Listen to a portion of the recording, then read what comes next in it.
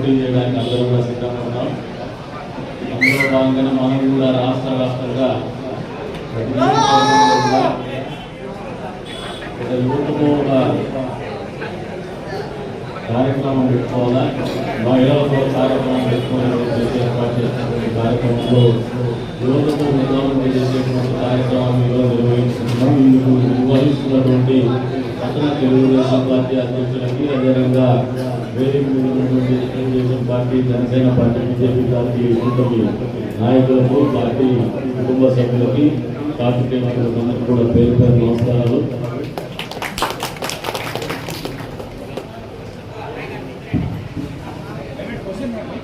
చెప్పులో వాళ్ళకి పైకి సలహాలు కొన్ని గొప్పలు రకరకాలు వస్తున్నాయి. మొదటిగా ఒక 5 నిమిషాలు మాట్లాడదాం, మళ్ళీ వాళ్ళు వస్తున్నారు. ప్రతి ఒక్కరికి కూడా పేరు పేరు నమస్కారాలు. నియోజకవర్గానికే కాదు, ఈ రాష్ట్రానికి కూడా ఈ ఎన్నికలు అనేది ఒక ప్రత్యేకమైనటువంటి ఆవశ్యకతను సంతరించుకున్నటువంటి పరిస్థితిలో మనం ఎన్నికలు ఎదుర్కోబోతున్నాం. ఈ మాట ఎందుకంటున్నానంటే రాష్ట్రం మీద పడి 10 సంవత్సరాలు అవుతుంది. 16,000 కోట్ల లోటు బడ్జెట్తో మొదలైనటువంటి రాష్ట్ర ప్రస్థానం 10 సంవత్సరాల తర్వాత ఎక్కడా ఉన్నామంటే మొదటి 5 సంవత్సరాలు జిల్లా ప్రభుత్వం పోగలిగితే 4 అడుగులు చంద్రబాబు నాయుడు గారు నడిపిస్తే 8 అడుగులు వెనక్కి జగన్మోహన్ రెడ్డి నడిపించినాడు. గత 4 సంవత్సరాల ఈరోజు రాష్ట్రంలో ఉన్నటువంటి అన్ని వర్గాలు కూడా ఆందోళన చెందుతున్నారు. రాష్ట్ర భవిష్యత్తు కోసం, రాష్ట్రంలో ఉన్నటువంటి బిడ్డల కోసం, మరి ఉన్నటువంటి బిడ్డల భవిష్యత్తు కోసం, వాళ్ళ భావి తరాల భవిష్యత్తు కోసం ప్రతి ఒక్కరు ఆందోళన అనేటువంటి పరిస్థితి అయిపోయారు. ఈ మాట ఎందుకంటానంటే ఒక రాష్ట్రాన్ని పరిపాలించేటువంటి వ్యక్తికి ఒక దార్శనికత అవసరం. కానీ మనకు ఉన్నటువంటి ముఖ్యమంత్రికి ఉన్నటువంటి ఆలోచన వల్ల పక్కనే పులివెందులలో బాగా తెలుసు కాబట్టి వాళ్ళ టిపికల్ మైండ్సెట్ పులివెందుల వల్ల ఆలోచన విధానంతోనే పులివెందులు అందరూ ఆ రకంగా లేకపోవచ్చు. మెజారిటీ సభ్యులు ఏదైతే ఆలోచించిన విధానంతోనే జగన్మోహన్ రెడ్డి ఆలోచన చేస్తున్నాడు. కానీ ఒక రాష్ట్ర ముఖ్యమంత్రిగా ఆలోచన చేయలేనటువంటి పరిస్థితి గత 4 సంవత్సరాల పట్టాలుగా మనం చూస్తాం. మామూలుగా ఫ్యాక్షన్ చేసేదంటే ఏదైనా అనుకుంటున్నప్పుడు లేదంటే ఏదైనా ఎవరికైనా 4 రూపాయలు డబ్బు వచ్చే వ్యాపారం ఉంటే మనం టైప్ చేస్తాం. వారిని టైప్ చేసి మనకు బార్గెనింగ్ వ్యాపారాలు పెట్టుకుంటారు. తర్వాత మనకు వచ్చేదానికి భాగమో లేకపోతే ఒకసారి వన్డే పెట్టుకుంటూ పెట్టుకుంటారు. ఇదే తప్పు జగన్మోహన్ రెడ్డి పరిపాలన విధానంలో నిత్యకు అందరికీ కళ్ళ ముందు కనపడతానే వస్తామనేది వాస్తవం చెప్పి సందర్భంగా తెలియజేస్తాను. రివర్స్ టెండర్ అని చెప్పేసి ఆలోచన పెట్టుకొని తనకు కావాల్సినటువంటి కాంట్రాక్టర్లకు వర్తించే విధంగా సింగిల్ టెండర్ సిస్టమ్ లోనే ఆయన పనిచేసినటువంటి విధానానికి వెళ్ళారు. ఇసుక విధానాన్ని మారుస్తూ ఉచితంగా ఉన్నటువంటి ఇసుకను ఒక కంపెనీకి, జేపీ కంపెనీకి అప్పచెప్పేసి జేపీ కెమికల్స్ కంపెనీకి పెద్ద ఎత్తున 12,000 కోట్ల ఒక స్కామ్ తిరగలేపి 12,000 కోట్ల లూటీ చేసినటువంటి వ్యక్తి జగన్మోహన్ రెడ్డి. మద్యపాన నిషేధం చేస్తాను అని చెప్పేసి మాటలు చెప్పేసి మద్యం వ్యాపారం చేసి మద్యం తయారు చేసినటువంటి బ్రీవరీస్ కానీ, డిస్టిలరీస్ కానీ ఆయన కన్సర్న్లో, ఆయన అధికారుల కన్సర్న్లోకి తీసుకొచ్చి ఏమాత్రం కూడా రెప్యూటెడ్ బ్రాండ్స్ లేకుండా సారాయి రెన్యువల్ చేసి కంటి సారాయి వ్యాపారం చేసినటువంటి సారా వ్యాపారిగా జగన్మోహన్ రెడ్డి అవుతారు.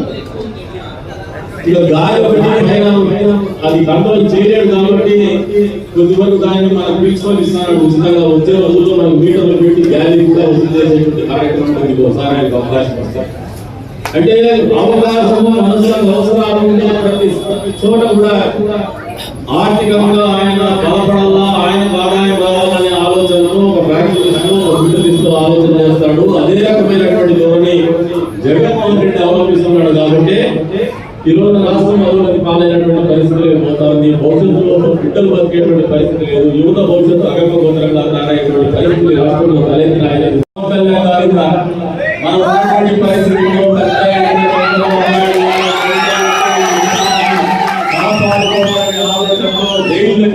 మరి మేము కొట్టుగా ఉంటున్నాం, కలిసి పోటీ చేస్తా ఉన్నామని చెప్పి ఆయన పెద్ద మనసు ఎప్పుడు కూడా తెలుగుదేశం పార్టీ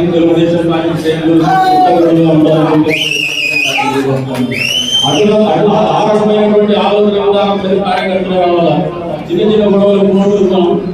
విస్తృతమైనటువంటి పరిధిలో ఆలోచన వల్ల పెద్ద ఆలోచన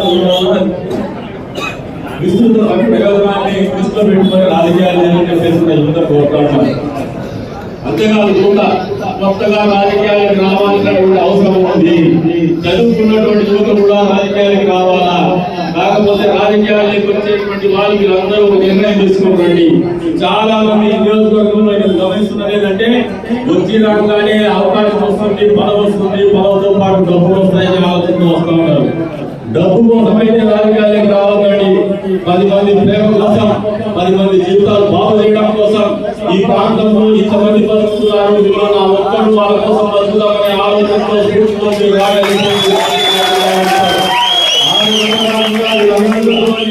డబ్బు సంపాదించుకొని పోదామంటే వ్యభిచారం కంటే నీచమైనటువంటి పరిస్థితి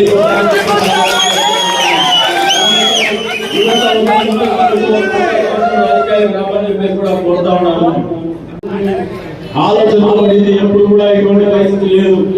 కొంతమంది మతోన్మాదులు రెచ్చగొట్టేటువంటి ప్రయత్నాలు చేసినా వాళ్ళ ప్రయత్నాలు ఫలించేటువంటి పరిస్థితులు లేవు. మళ్ళీ మనీ కార్డు వాడుతున్నారు 2 రోజుల నుంచి. అది కూడా పంచే క్రమంలో సరిగ్గా పట్టడం లేదు. అది కూడా టూర్నీలో వాడటం మారిపోయిందని ఆలోచనలో వాళ్ళే ఉన్నారు, వాళ్ళే ఎదుర్కొంటారు. ఇది కూడా ఒక ఆట అనేది తెలిసిపోయింది. వాళ్ళ సమస్యలు వాళ్ళకు ఉన్నాయి. ఇటువంటి పరిస్థితుల్లో నేను 20 ఏళ్లుగా రాజకీయం చేస్తూ వస్తున్నాను. ఈ 20 ఏళ్లలో ఎన్నికల్లో 5వ పోటీ చేస్తున్నా. ఏ ఎన్నికల్లో కూడా ప్రజల్లో ఇంత ప్రేమ, ఇంత అభిమానం, ఇంత నమ్మకం, ఇంత చైతన్యం ఎప్పుడు కూడా కనపడలేదని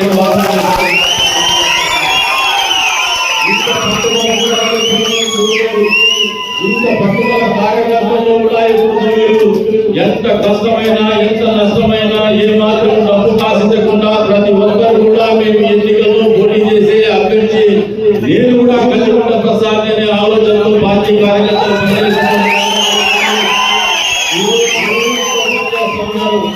ఆ స్ఫూర్తిని కొనసాగించాల్సినటువంటి అవసరం ఉంది.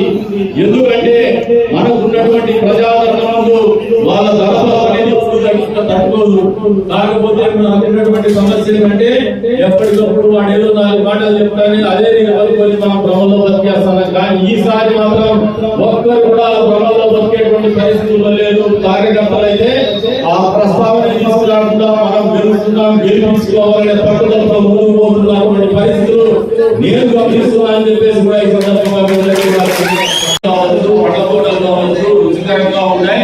ఎక్కువ రోజుల కాలం పాటు పెట్టుకోకుండా ఉంటాయి కాబట్టి వాటిని పూర్తి స్థాయిలో ఎక్స్పోర్ట్ చేయడానికి కానీ, లేదంటే ప్రాసెస్ చేయడానికి కానీ కావాల్సినటువంటి ఫుడ్ ప్రాసెసింగ్ సెంటర్స్ కానీ, అగ్రికల్చర్ ఇండస్ట్రీస్ కానీ ఖచ్చితంగా తెలుగుదేశం ప్రభుత్వ హయాంలో తీసుకొస్తాం. అంతేకాక అదే స్థాయిలో పర్యాటక రంగం గురించి ఆలోచన చేస్తారు. మీరు పర్యాటక రంగం గురించి ఆలోచన చేసినప్పుడు లక్ష్మీ నరసింహస్వామి దేవస్థానం కావచ్చు, వేదన సమాధి కావచ్చు, తిమ్మమ్మ మర్యాద ఏదైతే విద్యుత్ పంచుకున్నటువంటి ప్రాంతం కావచ్చు, ఇవన్నీ కూడా పెద్ద ఎత్తున పర్యాటక రంగాన్ని ఇప్పుడున్నటువంటి స్థాయి కాదు. దీనికి ఈ 2 పై స్థాయిలోనే ఆలోచన చేస్తున్నాం. బయట నుండి యాత్రికులు అదే పరంగా 2 రోజులు 3 రోజులు ఈ ప్రాంతంలో విడిగి చేసి మరి ఈ ప్రాంతాన్ని సందర్శించిపోయేటువంటి పరిస్థితులు రూపకల్పన చేస్తామని చెప్పేసి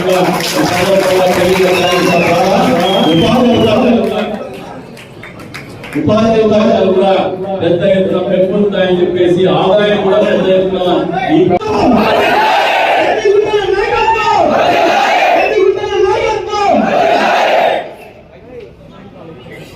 ఆలోచించి మీరు మొదటి ఓటు మనమందరూ ఈ రాష్ట్ర అభివృద్ధికి, మా భవిష్యత్తుకి, నియోజక భవిష్యత్తు కోసం ఆలోచించి మనమందరూ ఓటు తెలుగుదేశం పార్టీకి వేయాలని చెప్పి ప్రజలకు తెలియజేయాల్సిన బాధ్యత మన అందరిపైన ఉంది.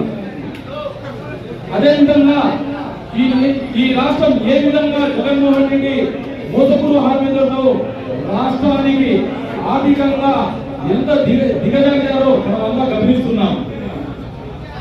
మనమంతా కలిసికట్టుగా తెలుగుదేశం పార్టీ గెలిపిస్తున్నాం. అదేవిధంగా ఈ నియోజకవర్గంలో కందికుంట వెంకటప్రసాద్ గారికి అఖండమైన మెజార్టీతో మనమంతా గెలిపించాల్సిన బాధ్యత ఉంది.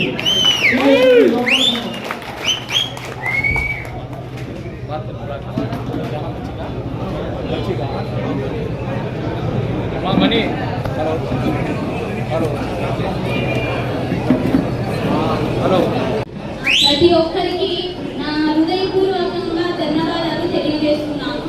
మన కదిరి డెవలప్ అయి ఉంది అని మీకు తెలుసు. అప్పుడు మన కనుకుంటున్న మనకి ఎంత హెల్ప్ చేశాడో మనకు అందరికీ తెలిసిందే. ఇప్పుడు ఈ పరిపాలనలో ఎంత మాత్రం మనకి డెవలప్ అయిందో ఒకసారి మీరు చూసుకున్నట్లయితే మీకే అర్థం అవుతుంది. దిస్ ఆపర్చునిటీ దాదాపు మన సంవత్సరానికి ఇంటర్మీడియట్ పిల్లలు పాస్ అయ్యి ఒక 7,000 నుంచి 15,000 మంది మన కజిన్ దాటి బయట ఊరికి అనంతపురం కావచ్చు, బెంగళూరు కావచ్చు, మన బాంబే కావచ్చు, మన రాయచోటి కావచ్చు, చాలా మంది ఎంపీసీ బైపీసీ పిల్లలు చాలా ఇబ్బంది పడి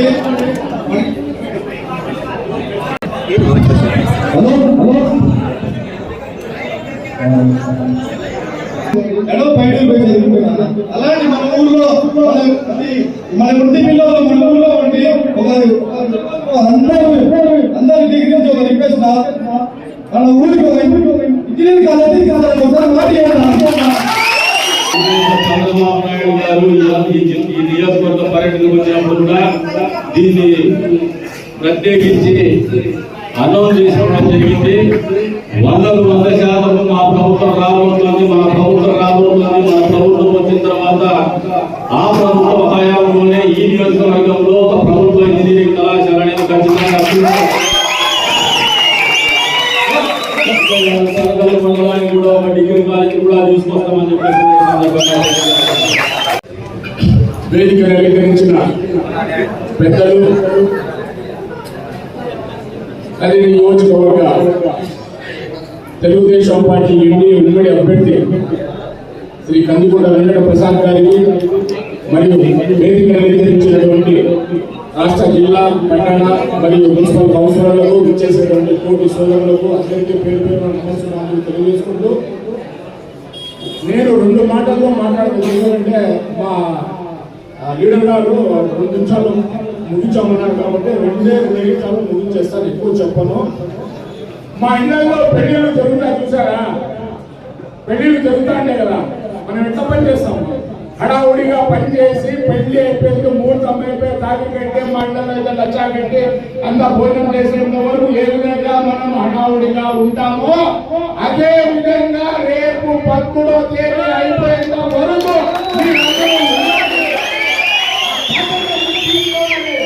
మా ఇళ్లలో మంచి జరిగే కార్యక్రమం అని చెప్పేసి ఈ రోజు ఈ కందికొండ వెంకట ప్రసాద్ గారిని మనం ఎమ్మెల్యేగా చేసుకునేంత వరకు ఆయన కులం చూడడం, మతం చూడడం, నా దగ్గర ఉండేది మానవత్వం, అవసరం ఉన్న వ్యక్తి ఎవరైనా వస్తే నేను ఆదుకుంటాను, నేను ముందు ఉంటాను చెప్పే ఏకైక నాయకుడు కానీ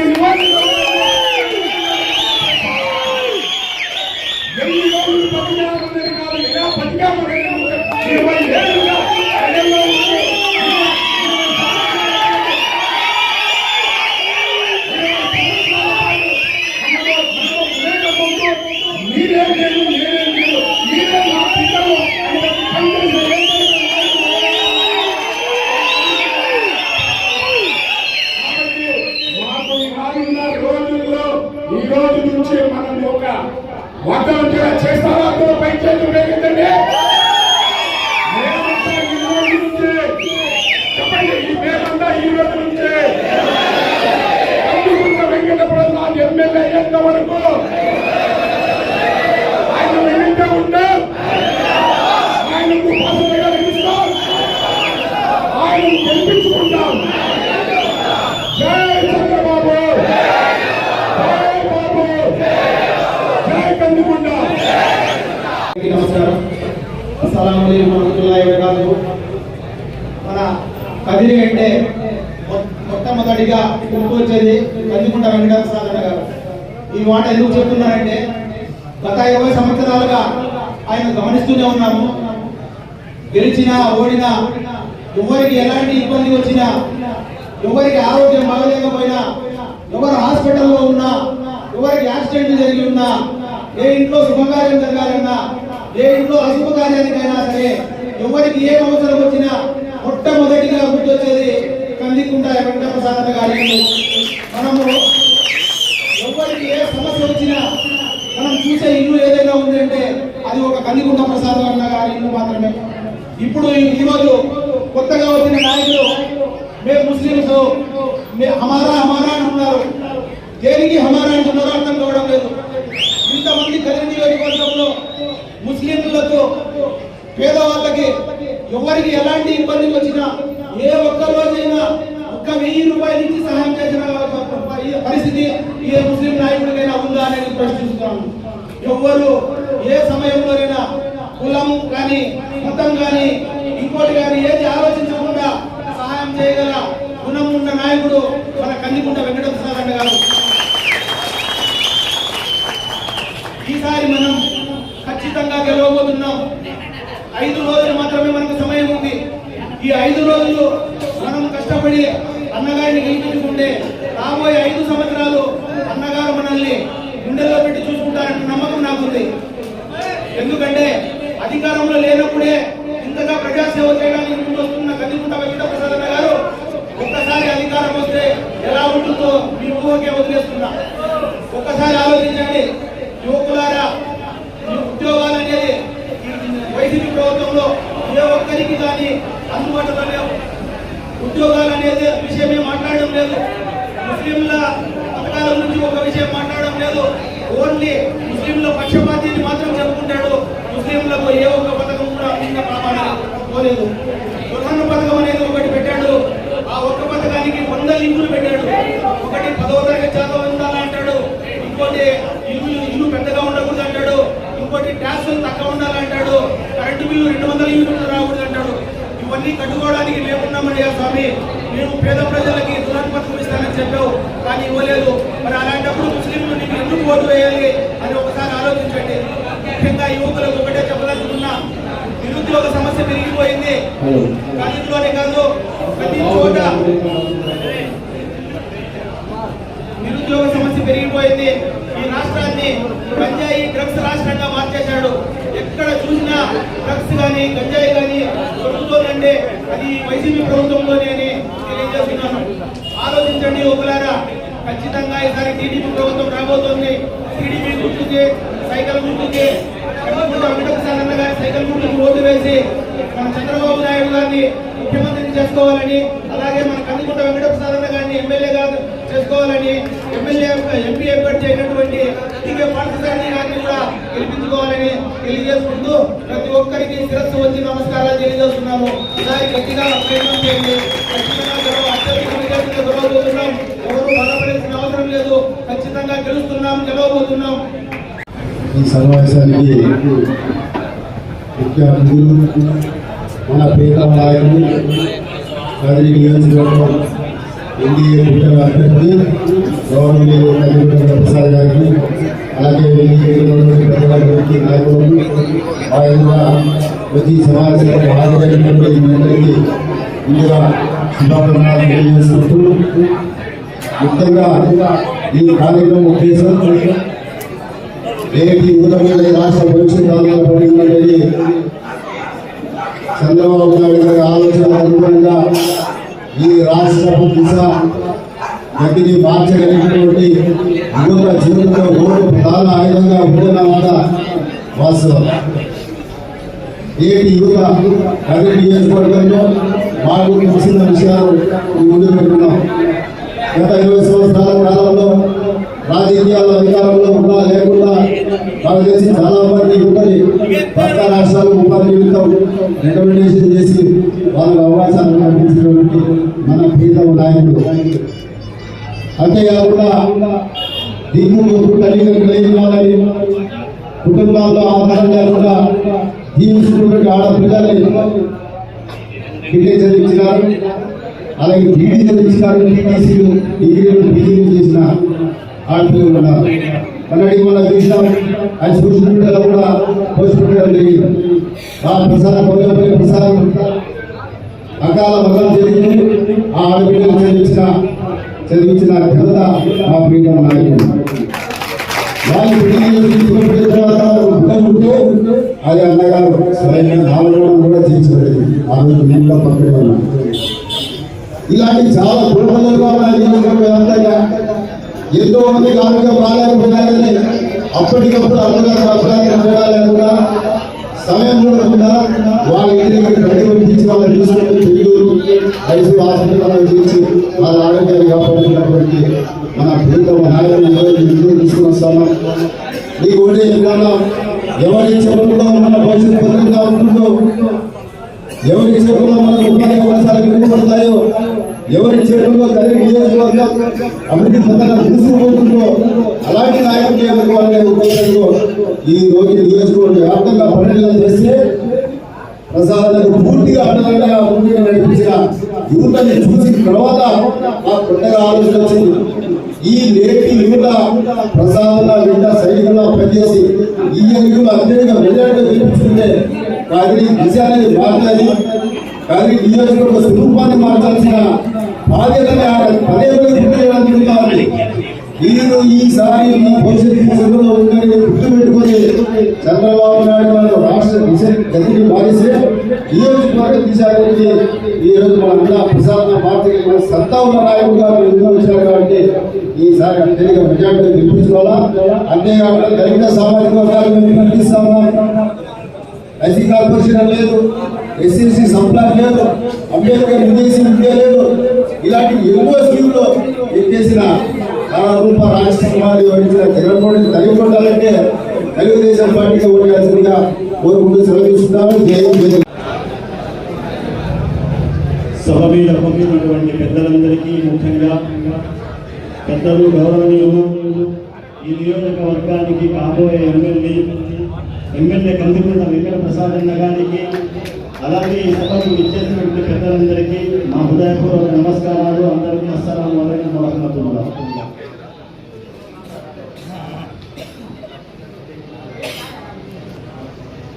ఇక్కడ చాలా మంది యువత ఉన్నారు. యువత అంటేనే ఒక ఉప్పెన, యువత అంటేనే ఒక ఉప్పెన. యువత గురించి ఒక మాట చెప్పాలనుకున్నాను. యువత అంటే ఒక మహాసముద్రం. ఆ సముద్రం ఎలా ఉంటుందంటే మీరు చూసే ఉంటారు. సముద్రంలో అలలు వస్తుంటాయి. ఆ అలలు సముద్ర తీరాన్ని తాకుతూ అక్కడికి వచ్చిన ప్రజలకు ఆహ్లాదాన్ని పంచిపెడుతుంటాయి.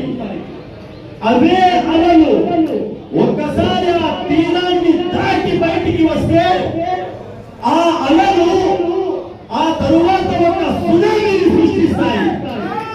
అలాగే 13వ తేదీ జరిగే ఏదైతే ఎన్నికల పోలింగ్ ఉందో ఆ పోలింగ్ యువత కూడా ఒక సునామీ మాదిరిగా మారి కందికుంట వెంకట ప్రసాద్ అనే ఈ కదిరి నియోజకవర్గం కోసం 20 ఏళ్లుగా సుదీర్ఘ పోరాటం చేస్తున్న నాయకుడిని అత్యధిక మెజారిటీతో యువత, పెద్దలు, అక్కలు, అన్నలు, తమ్ముళ్ళు అందరూ ఓటు వేసి అత్యధిక మెజారిటీతో గెలిపించాలని చెప్పేసి మీ అందరినీ కోరుకుంటున్నాను.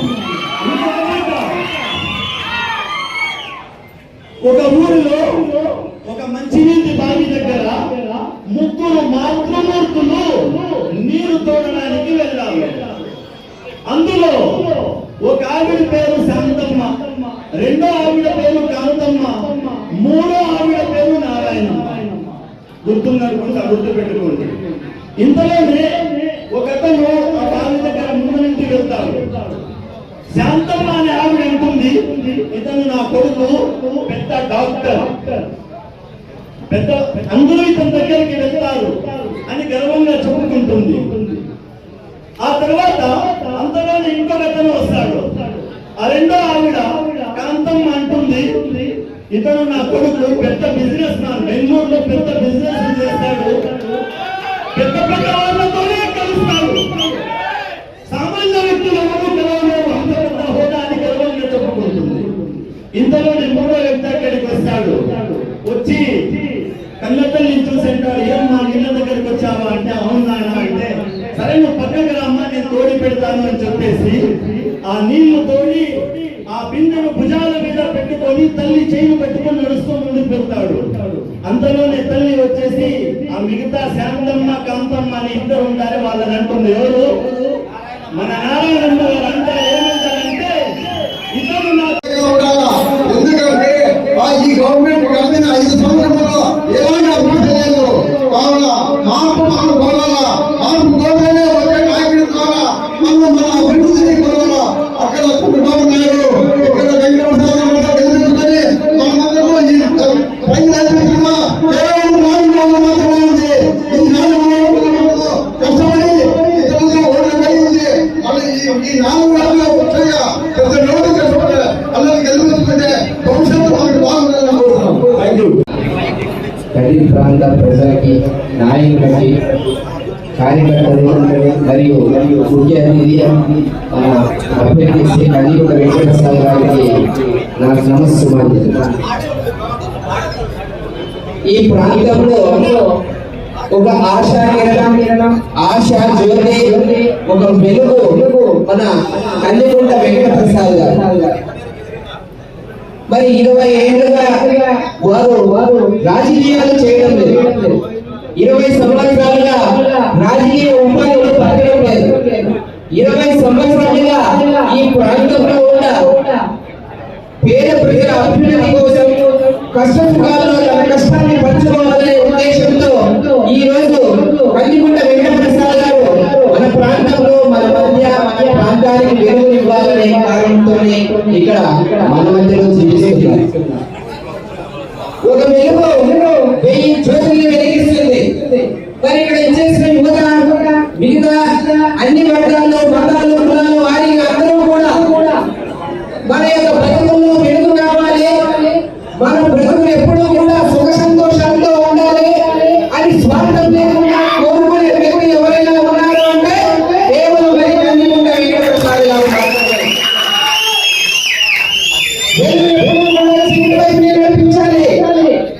చీకటి ఎప్పుడు ప్రతి సందర్భంలో కూడా పారద్రోలాలి. మరి ఆ భాషా కేంద్రం వెలుగు జ్యోతి కల్లికుంట వెంకటప్రసాద్ గారు. మరి రాబోయే